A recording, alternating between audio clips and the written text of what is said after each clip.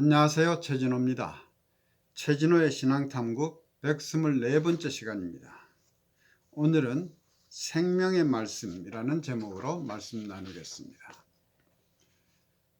먼저 성경 한 부분을 읽고 시작하겠습니다.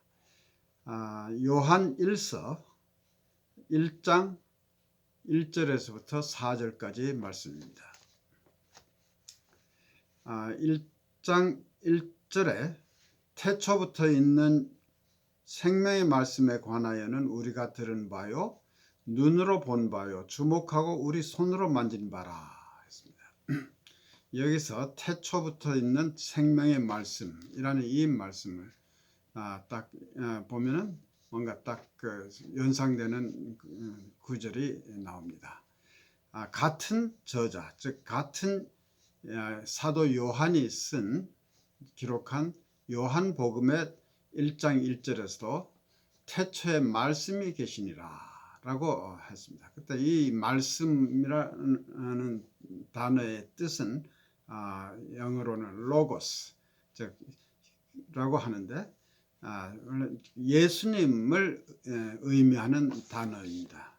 그렇듯이 여기에서도 같은 저자가 쓴 저자인 요한이 기록한 요한 1서에서도 시작을 태초부터 있는 생명의 말씀이라고 하는 말로부터 시작을 합니다. 여기에 있는 이 생명의 말씀도 바로 예수님을 뜻하는 것이라는 것을 우리가 염두에 두고 그 다음을 읽어보면 훨씬 이해하기가 쉽습니다. 그럼 다시 읽겠습니다. 태초부터 있는 생명의 말씀에 관하여는 우리가 들은 바요 눈으로 본 바요 주목하고 우리 손으로 만진 바라. 이 생명이 나타내신 바 된지라. 이 영원한 생명을 우리가 보았고 증거하여 너희에게 전하노니 이는 아버지와 함께 계시다가 우리에게 나타내신 바 된 자니라. 우리가 보고 들은 바를 너희에게도 전함은 너희로 우리와 사귐이 있게 하려 함이니 우리의 사귐은 아버지와 그 아들 예수 그리스도와 함께 함이라. 우리가 이것을 쓰면 우리의 기쁨이 충만케 하려 함이로라. 아멘. 우리의 일상생활에서 가장 중요한 것들은 무엇입니까? 대부분의 사람들은 가장 중요하다고 생각하는 것들이 아마도 직장에서의 승진이나 성공적인 경제활동, 학생들 같으면 학교에서 좋은 성적을 얻거나 좋은 선생님을 만나는 것, 그리고 건강유지, 원만한 대인관계, 사랑하는 사람과의 행복한 관계 유지 등을 생각할 수 있을 것입니다. 그러나 사도 요한이 요한 1서 1장에서 언급하는 가장 중요한 것은 예수님이 어떤 분이신지 우리가 영적으로 깊이 통찰하고 그분을 따라서 우리는 다른 삶, 지금까지와는 다른 삶을 살아야 한다는 것입니다. 여러분은 매일 아침 자리에서 일어날 때 오늘은 예수님이 어떤 분이시고 그분을 위해서 어떻게 살아야 하는지를 깨달아야 하겠다라고 생각하며 하루를 시작하십니까? 그렇게 하면 좋겠지만 대다수의 사람들은 그렇게 살지는 못할 것입니다.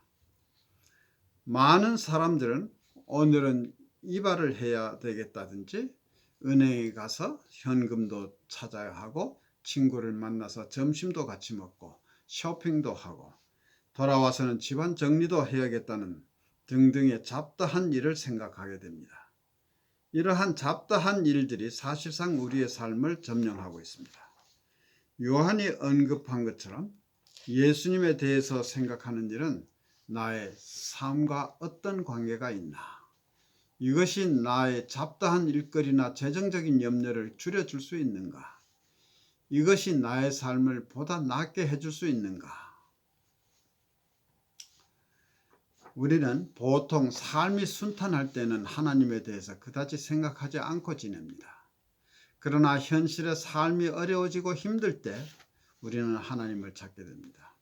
하나님이 나와 함께 하신다는 강한 믿음이 있을 때 닥친 현실을 긍정적으로 헤쳐나갈 수 있습니다.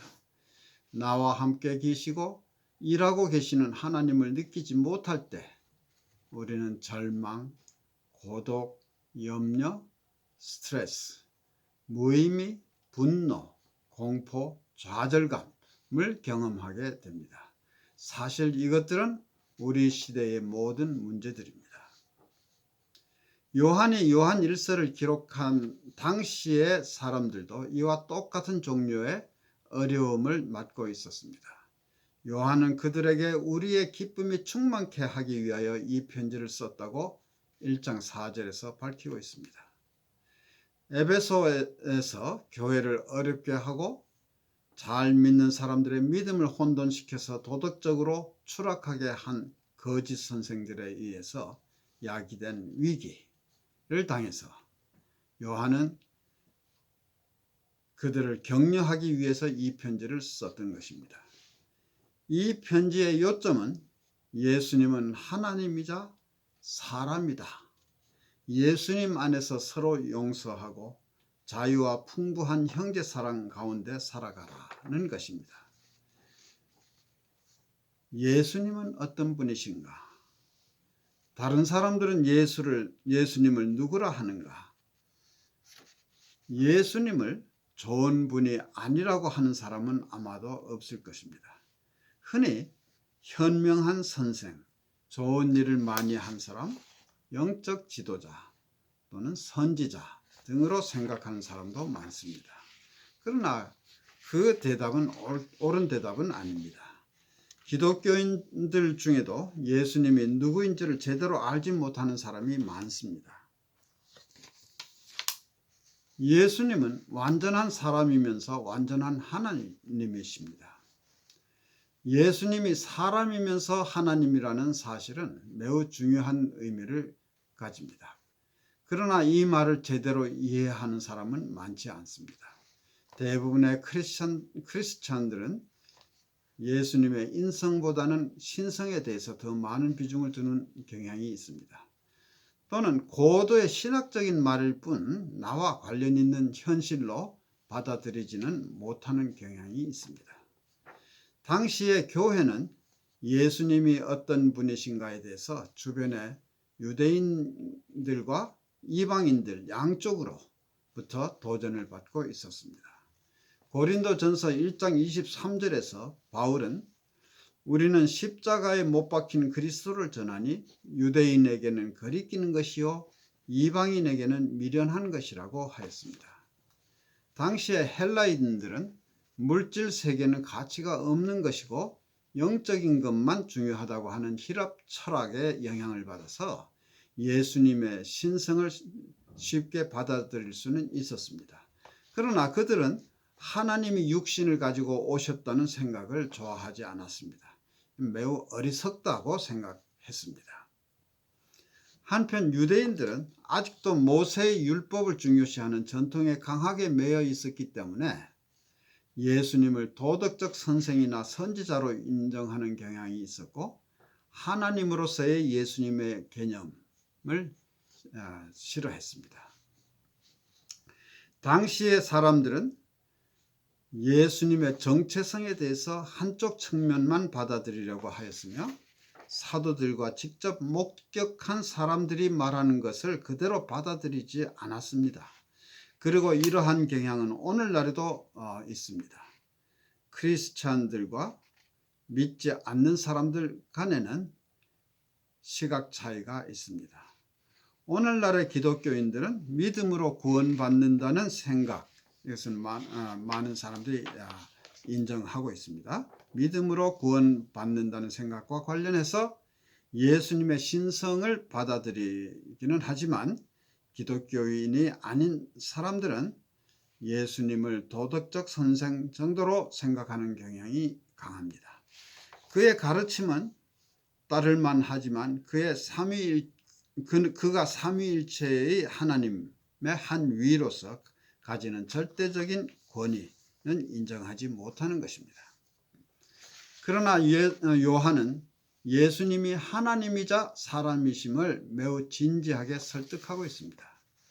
1장 1절에서 그는 우리가 들은 바요 눈으로 본 바요 주목하고 우리 손으로 만진 바 그 어떤 분에 대해서 말하고 있습니다. 이것은 철학도 아니요 똑똑한 사상도 아닙니다. 그것은 그가 함께 지냈던 한 사람에 관한 이야기입니다. 요한은 그의 가르침을 들었고 그가 행하는 이적을 보았고 그가 십자가에 처형당하는 것을 보았습니다. 그리고 그가 부활한 후에는 얼굴을 맞대고 얘기를 나누기도 하였습니다. 그리고 지금 요한은 그에 대해서 모든 사람에게 말하고 있는 것입니다. 요한은 단순히 이야기를 전하고 있습니다. 그러나 이것은 실제로 일어났던 일입니다. 그리고 그것이 의미하는 그 자체입니다. 여기에 우리의 마음을 쏟아야 하며 우리의 삶을 변화시키는 포인트가 있습니다. 하나님은 우리에게 무엇인가를 원하십니다. 하나님은 우리에게 무언가를 주시기를 원하십니다. 하나님은 우리에게 영원한 생명을 주시기를 원하십니다. 하나님은 우리가 그분과 교제하기를 원하십니다. 그리고 우리에게 충만한 기쁨을 주시기를 원하십니다. 하나님이 당신이 계획하신 일을 위해서 스스로 성육신하여 오시는 것과 선지자를 보내시는 것에는 차이가 있습니다.